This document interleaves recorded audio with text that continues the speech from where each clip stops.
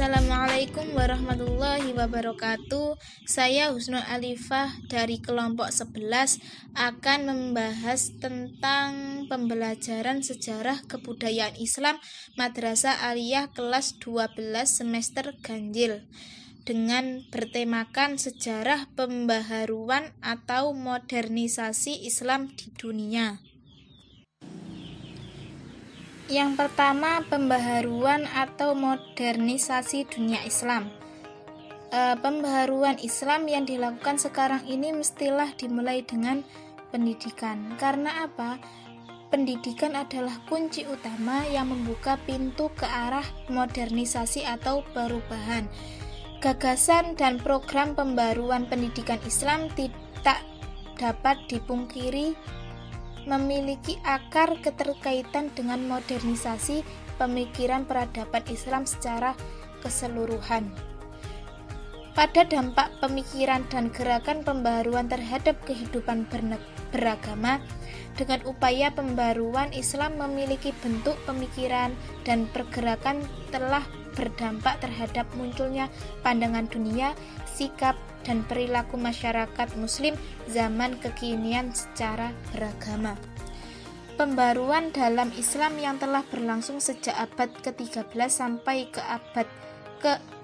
abad ke-19 setidaknya dilatar belakangi oleh 4 faktor.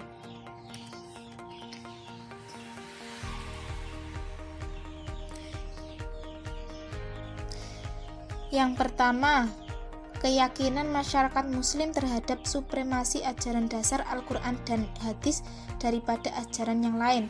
Keyakinan ini diikuti dengan semangat ijtihad untuk memecahkan masalah-masalah yang timbul di kehidupan pada zaman modern.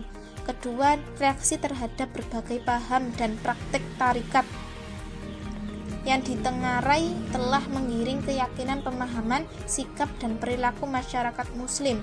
Yang ketiga, reaksi terhadap kapitalisme barat atas dunia muslim dan kesadaran akan kemunduran dan ketertinggalan peradaban Islam zaman modern dari peradaban barat di sisi lain.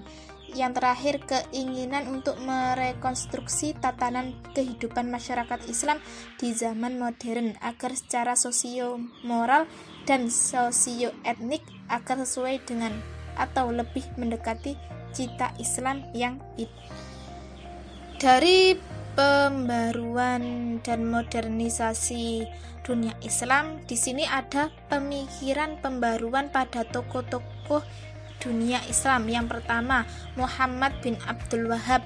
Kedua, Jalaluddin Al-Afghani. Yang ketiga, Muhammad Abduh. Yang keempat, Rashid Ridho. Kelima, Mustafa Kemal Atatürk. Dan yang terakhir, keenam, Muhammad Iqbal. Yang pertama, tokoh Islam Muhammad bin Abdul Wahhab.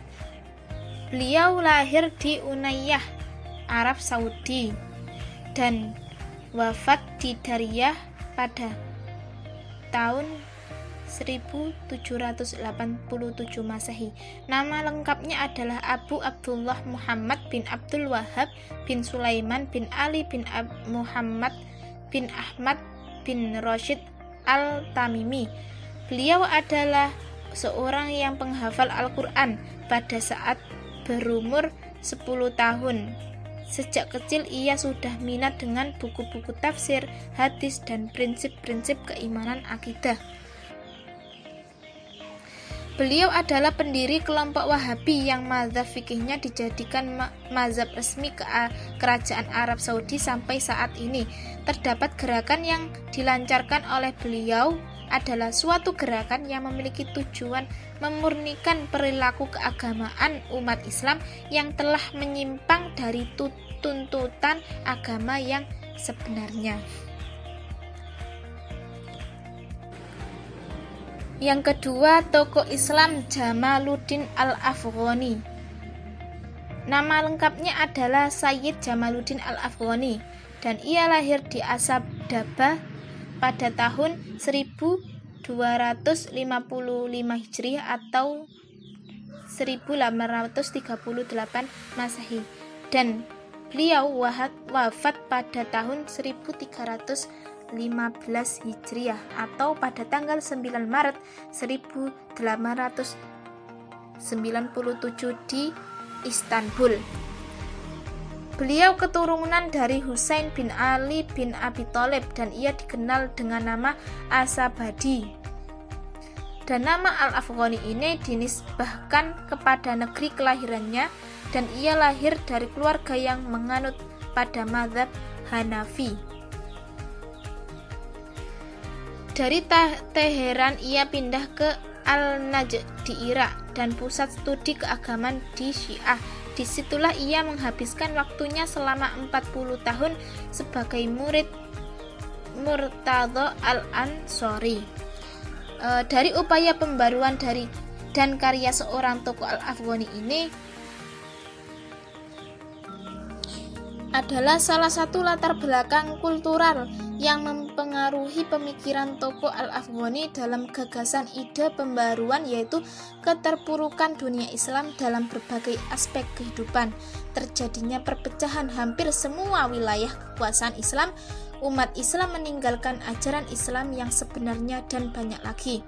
Usaha yang dilakukan oleh beliau dalam mewujudkan pembaruan adalah menyebarluaskan ide-ide pembaruan kepada segenap lapisan umat Islam dengan cara melalui pengajian, dengan membahas kitab-kitab politik, tasawuf, dan filsafat, juga melalui ceramah-ceramah dan diskusi yang dihadiri oleh kalangan sastrawan, seniman, budayawan, dan agamawan dan politikus.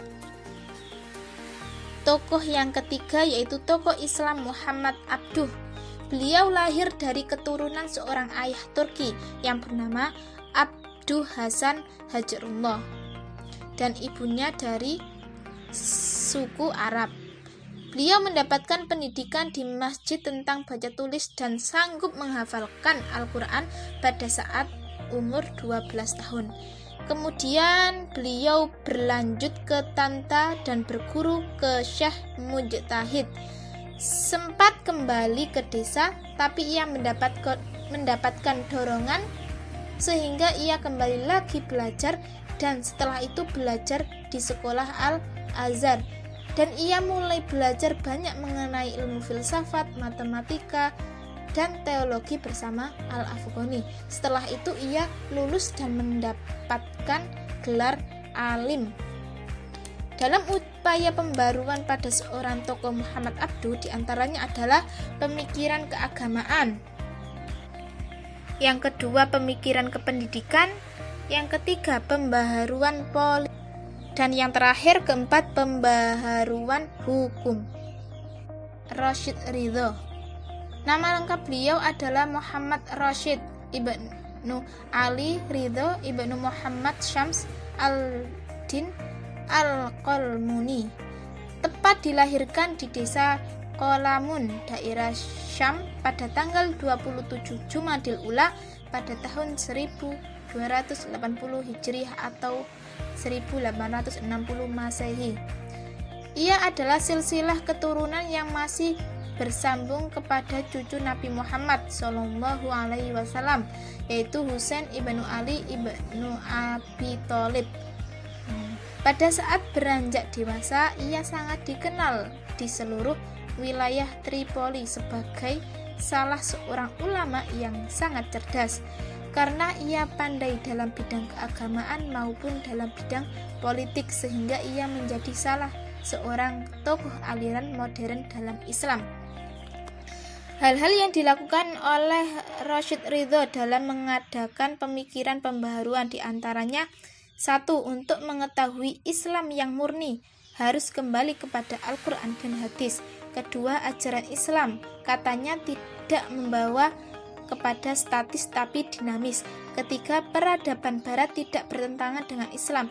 Yang keempat, pembaruan juga memasuki fikih.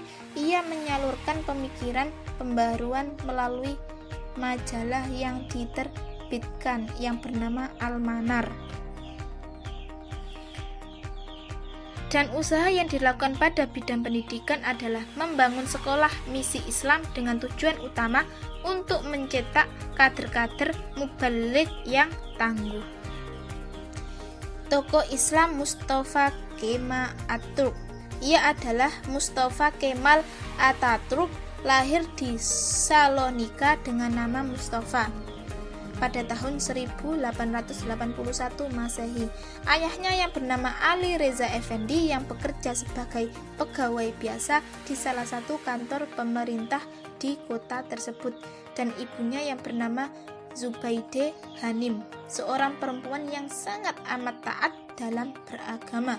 Masa kecil seorang Atatürk dengan latar belakang pendidikan yang sering berpindah-pindah, karena pada saat itu ayahnya menginginkan Atatürk sekolah di bidang modern Eropa, sedangkan ibunya menginginkan anaknya belajar di sekolah keagamaan, sehingga ia memiliki dasar-dasar keagamaan. Tetapi setelah itu ayahnya mengalah, sehingga anaknya Mustafa ini sekolah di sekolah keagamaan. Tetapi itu hanya berselang 4 bulan. Setelah itu Mustafa dibawa ayahnya untuk sekolah di sekolah yang diinginkan ayahnya tersebut, yaitu di sekolah modern Eropa. Kehidupan Atatürk diwarnai dengan perjuangan untuk mewujudkan identitas kebangsaan Turki. Sebagai pejabat militer di dalam Imperium Turki Utsmani, saat itu ia mendirikan sebuah organisasi yang bernama Masyarakat Tanah Air, membentuk komite kebangsaan dan kemajuan, dan berusaha mewujudkan prinsip-prinsip generasi Turki muda. Dan tokoh yang terakhir adalah tokoh Islam Muhammad Iqbal. Ia lahir di Sialkot, salah satu kota tua bersejarah di Punjab pada tahun 1876 Masehi. Ia dari keluarga yang sederhana atau tidak begitu kaya. Ia dulu meninggal dunia pada tanggal 1938 di Lahore. Ayahnya adalah seorang pegawai negeri yang kemudian menjadi pedagang, merupakan seorang yang muslim soleh dengan cenderung kepada tasawuf. Pada awal pendidikannya ia di madrasah dan kemudian di Scottish Mission School. Selanjutnya Iqbal masuk ke Government College di Lahore, di mana ia bertemu dengan Thomas Arnold, seorang yang sangat memengaruhi pribadinya. Ia lulus pada tahun 1897 dan memperoleh beasiswa dan penghargaan medali emas. Pada pemikiran Muhammad Iqbal adalah menggabungkan ilmu kalam, tasawuf, falsafah, ilmu sosial, dan sastra dalam pemikirannya sebagai rangka untuk memahami ajaran Islam. Yang kedua adalah memahami kondisi umat Islam dan perkembangan pemikirannya. Ia tidak memisahkan falsafah dan teologi dari persoalan sosial budaya yang dihadapi umat Islam. Yang ketiga, pemikiran-pemikiran yang paling cemerlang sebagai besar diungkapkan dalam puisi yang indah dan menggugah, sehingga menempatkan dirinya sebagai penyair filosof Asia yang besar pada abad ke-20. Yang terakhir, ia berpendapat bahwa penyelamatan spiritual dan pembebasan kaum muslim secara politik hanya dapat terwujud dengan cara memperbaiki nasib umat Islam dalam kehidupan sosial, politik, ekonomi, dan budaya. Sekian dari presentasi saya. Terima kasih. Wassalamualaikum warahmatullahi wabarakatuh.